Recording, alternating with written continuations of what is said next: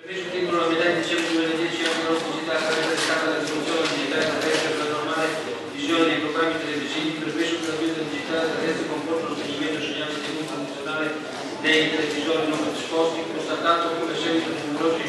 contatti verbali rimane ancora incertezza e non conoscenza, soprattutto tra le persone anziane, sul modo di applicare correttamente la rivoluzione all'uso più comune del mezzo di informazione, preso atto che l'ANCI ha recentemente invitato i sindaci a mettere in atto in collaborazione col Core con misure atte per prevenire gli eventuali disagi di funzione del sistema, soprattutto delle fasce deboli in particolare degli anziani. Tutto ciò permesso all'interno della questa amministrazione comunale,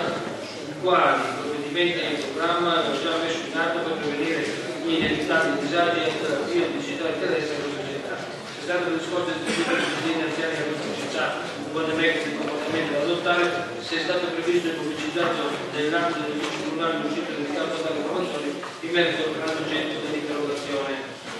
Risponde